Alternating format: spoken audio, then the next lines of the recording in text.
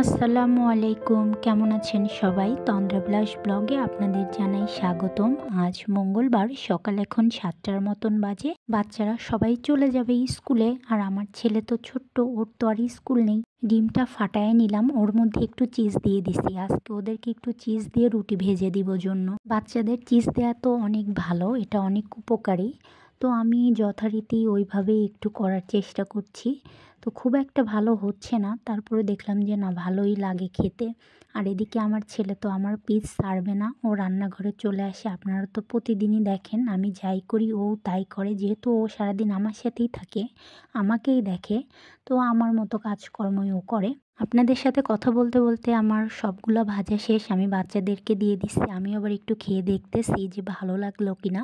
তো দেখলাম না, ভালোই লাগছে। তো আমার ছেলেটাও এখানে খেয়ে নিচ্ছে, আর ও তো আমার বিগ ফলোয়ার, ও সবসময় আমাকে ফলো করে, আমি যা করি ও তাই করে। আমিও একটু আমার জন্য চা বানায় নিলাম। আর এটা হচ্ছে নলেন গুড়। রুটি দিয়ে নলেন গুড় খাবো নাকি চা দিয়ে রুটি খাবো, আমি কনফিউজড হয়ে গেছি। কারণ চা আর রুটি থাকলে তো আমার আর কিচ্ছু লাগে না। আর এদিকে একটু আলু ভাজি করছে আম্মু সকালবেলা। এখন বাজে 8টার মতন। তো আমি ঝটপট খেয়ে দিয়ে বের হয়ে যাব বাসা খুঁজতে। তো বাসা টাসা খুঁজে আমরা চলে আসতেছি বাসায়। বাসা খোঁজাটা যে কী পরিমাণের কষ্টদায়ক কাজ, প্রচুর হাঁটতে হয়।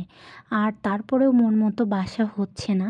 আল্লাহই জানে কপালে এবার কি আছে। আল্লাহ যা করবে নিশ্চয়ই ভালোর জন্যই করবে, এত চিন্তা ভাবনা করে আর লাভ নাই। তো ঝটপট এখন বাসায় আসছি, এসে আবার একটু দুপুরে রান্না করতে হবে। যেহেতু সকালবেলা, অত সকালে রান্না করা যায় না, আম্মু একা হাতে করে উঠতে পারে না।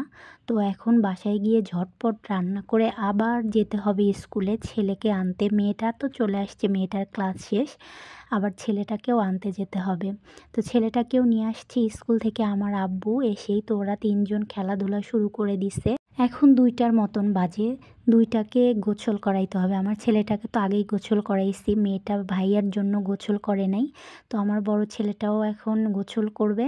তো 2টাকে আগে জোর জবরদস্তি করে গোসলে পাঠানো লাগবে। গোসল টোসল করায় ওদেরকে নিয়ে আসছি ছাদে, যে একটু রোদের মধ্যে থাকো বাবা, তাইলে ভালো লাগবে।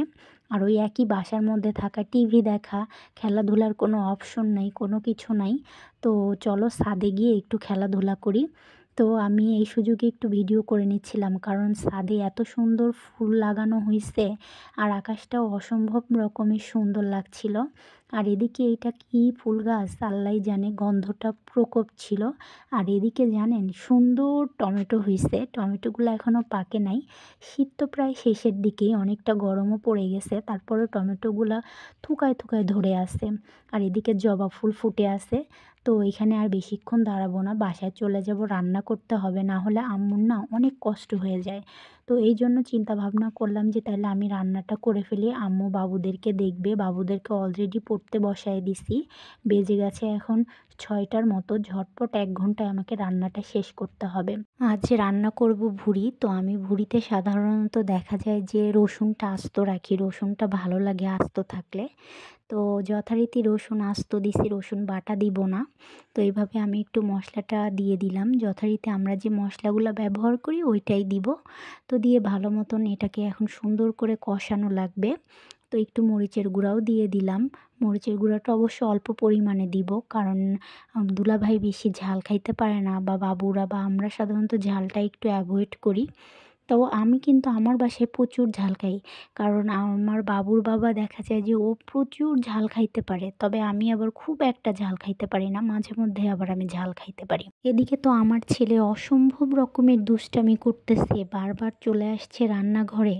আর বড় বাসা তো, এদিকে ওদিকে দৌড়াদৌড়ি, বাবুদেরকে পড়তে দিচ্ছে না, বই খাতা ছিঁড়তেছে, মানে একটা হযবরল অবস্থা। তো মশলা কষানো শেষ, এখন আমি এটার মধ্যে ভুঁড়িটা দিয়ে দিলাম। ভুঁড়িটাকে আমি চাইলে একটু প্রেসারেও সিটি দিয়ে নিতে পারতাম, কিন্তু ওইটা বেশি একটা টেস্ট লাগে না।